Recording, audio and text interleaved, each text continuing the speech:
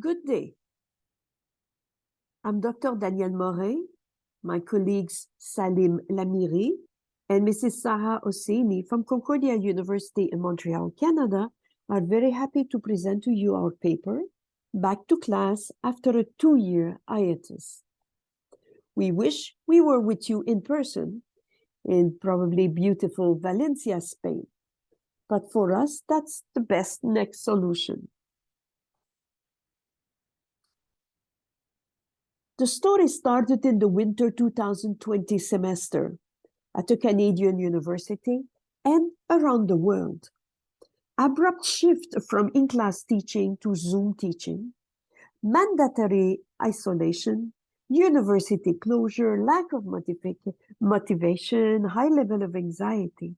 All this was the beginning of the pandemic. During the following periods, 3-4 semester, there was a period of adaptation until summer 2022, where many of us got used to Zoom teaching and Zoom learning. From that period, we retained some interesting tools that could be used in the future when we eventually go back to class. In the fall 2022, universities reopened, and the question was, is life really back to normal? Or what is the new normal? The literature is very rich around the impact of the pandemic. Some papers will say it was not as bad as we feared. Others saw the transition from face-to-face teaching to online learning as quite a challenge. Others also looked at the possible post-pandemic scenario. And now we're looking at the challenges of going back to class. The end of the pandemic in fall 2022 was the end of the isolation period. The universities reopened, and we attempt to go back to face-to-face teaching. During that semester, many instructors noticed a new pattern of behavior among students. The students' attendance to the class was different. The lack of motivation was different. So this study is going to look a little bit at this aspect. The following methodology was used. 2 courses were selected at a Canadian university in the field of analytics, 1 undergraduate and 1 graduate course. The online survey is conducted in both groups at the end of fall 2022 semester, therefore in December 2022. The online survey is made of several parts: the demographics, class attendance, information retained, and open-ended question. The open-ended question is analyzed using text mining analysis. Now we will present the results about the demographics. We will cross gender with study level, gender with age category. We'll study the class attendance. We'll study the experience, text analysis, and also the sentiment. If I look at my sample, 65 undergraduate students and 60 graduate students completed the survey. Of those in the undergraduate, we have 60% female and 40% male. In the graduate course, we have 33% female and 66.7% male.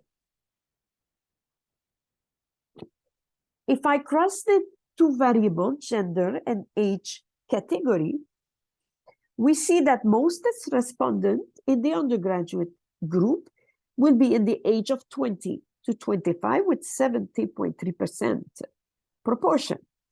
While for graduate students, the most popular, the model class is from 25 to 30 years of age at 65%. This is understandable. There's a 3-year gap between undergraduate and graduate. The average age for undergraduate student is roughly 25.1. The average age for graduate student is roughly 29.4 years of age.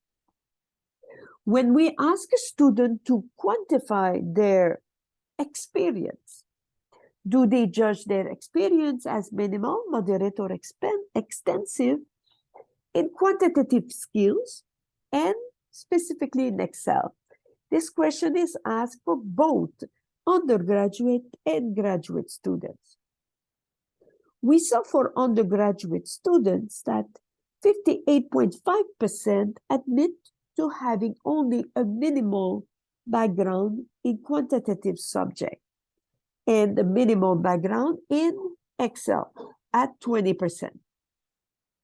However, 69.2% claim to have a moderate knowledge of Excel, and 20% and 38.5% a moderate approach to quantitative courses.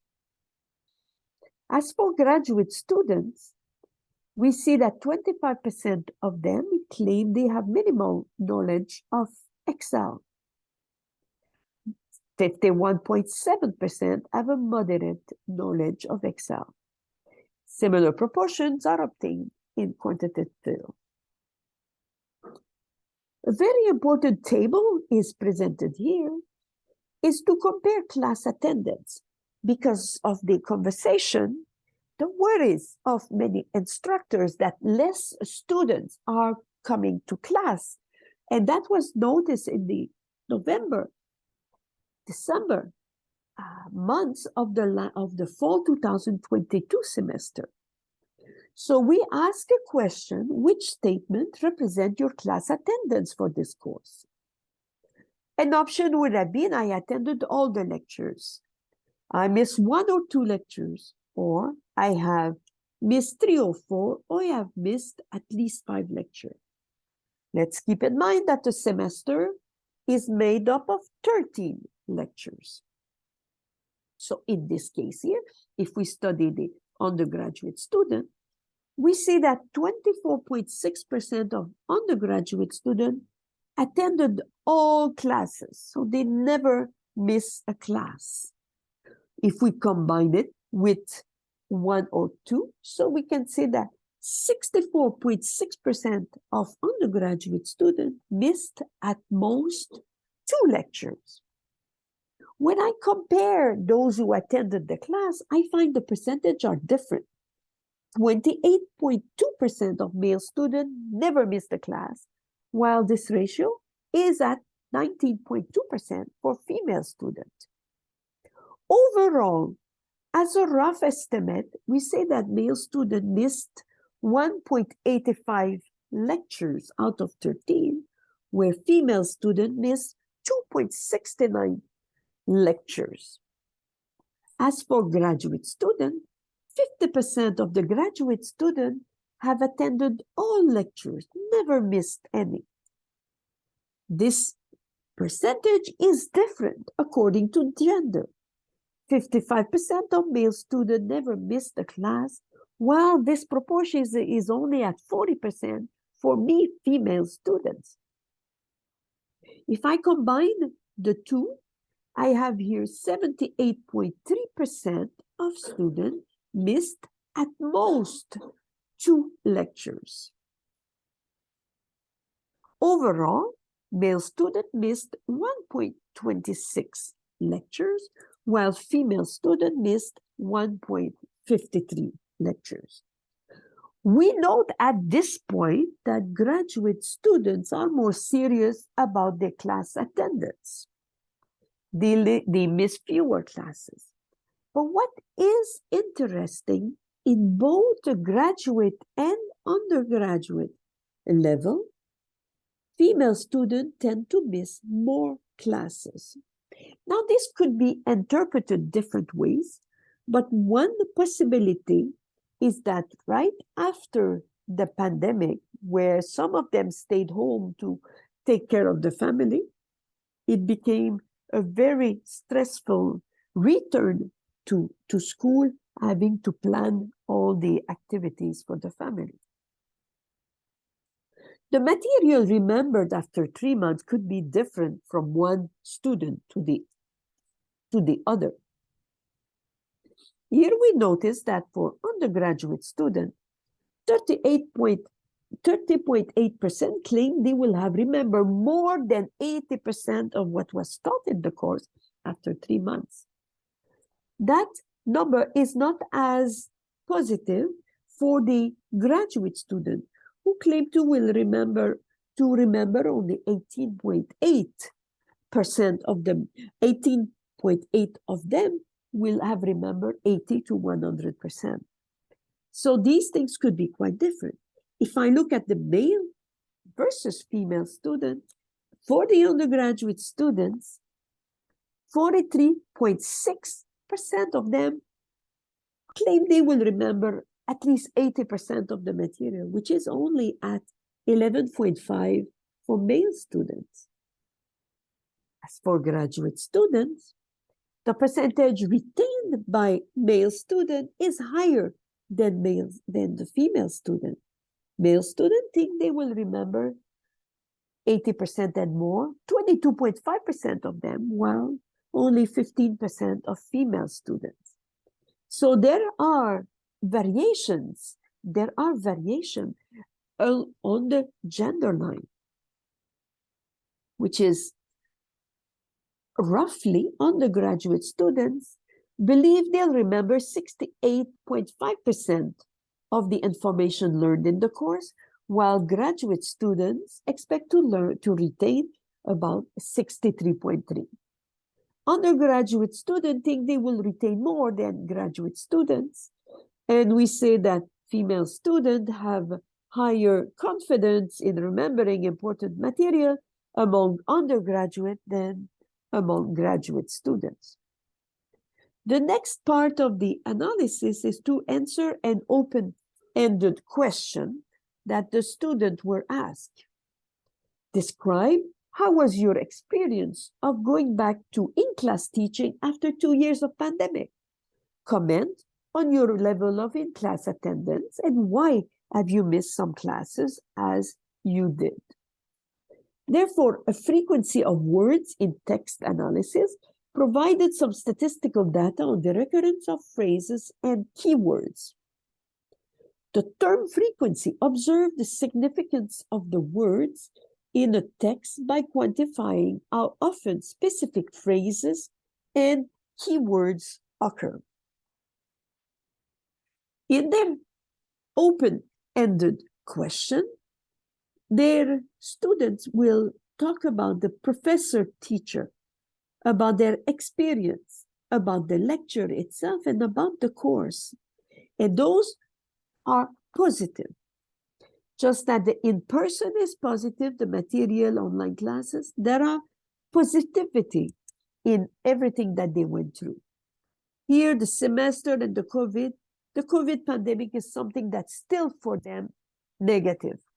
And I think for most people. But the semester itself, they are gray area because there are part of it that they have enjoyed and part of it that they found more difficult to adapt. In this one here, we see that the percentage of positivity among students is higher than the percentage of negativity. So overall, in spite of missing classes, in spite of not being enthusiastic about or positive about retaining material, students felt positive in their comments. There is a certain level of negativity that is not absent yet. So that semester covers both negativity and positivity. So further research will continue. We seem to think about this as a semester of adaptation. So the excitement about returning to class learning is met with daily challenges. Class attendance is not 100% for different reasons, especially at the end of the semester. Again, adaptation challenges. Students have to have a new lifestyle. Professors observed the trend. They saw it at the beginning and the attendance go down. Then we have to follow, as future research, follow the trend in the next few semesters and see if the level of negativity is going to decrease and the level of positivity will increase. So on behalf of Dr. Salim Larimi and Mrs. Sarah Ossini, we thank you for your attention. And once again, we wish we were with you for this exciting and great conferences. Thank you, everybody.